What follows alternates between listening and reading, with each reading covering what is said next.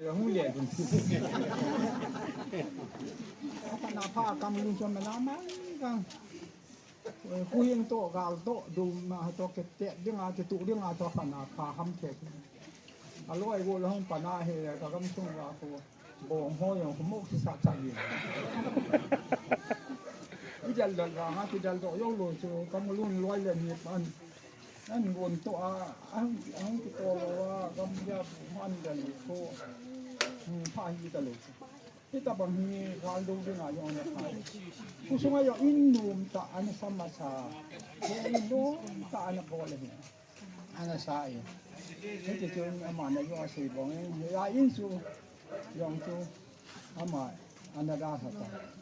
ยาเจียนดำมือฮีที่กระโจสาฮียาโจสาฮียังกระโขกเที่ยงนั่นลายบิด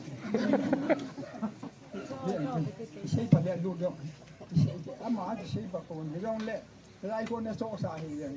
ยิ่งเขาตัวลงสานี่มึงโทรไปยานที่ของให้ได้ยิ่งใหญ่ก็อยู่รอแล้วก็เขาติดตัวตัวคนละห้องเละนี่กิจวัตรก็ป่วยนั่งอิ่มบนในโซ่สายากิจวัตรเหตุอามาเขาจะบางทีนี่ก็ยุ่งเละก็คนโอ้ยห้องเป็นอย่างนี้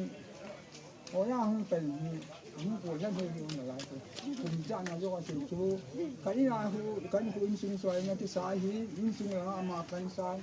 สิคุณขัดให้เซลินเชี่ยหอยเซลินเชี่ยมีสิการเจริญเนี่ยเหมือนกันมีปั้นไหลตาสวยหินมีสิการสวยจันในตัวนี้เยลโล่แมงกันตัวนี้พายังกันในตัวทำดังกันในตู้โฮมตัว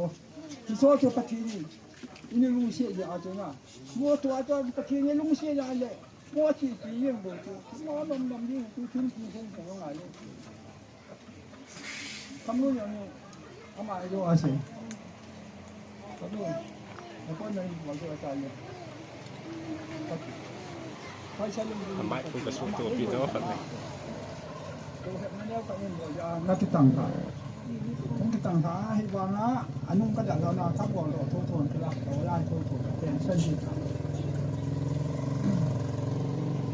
ให้เจ้าเห็นตำรวจนี่พัดไปส่วนจ้าแต่ยังผ่านมูลปูจี้แล้วมาคนตัวตัวป่าเนี่ยวิ่งหนีเนี่ยพัดเลยมาตาเลยคนไปสรุมเลยก็สั่งมาเห็นให้ได้คนมันขลังตาเป็นอะไรแหละที่เห็นอามาให้ส่วนสาวเป็นตาให้ได้ก็ไงตัวตัวป่าเนี่ยคุณก็ไก่สารแหละเอากินหลายคนเขารู้นี่อาไม้เอาหมูลูกตา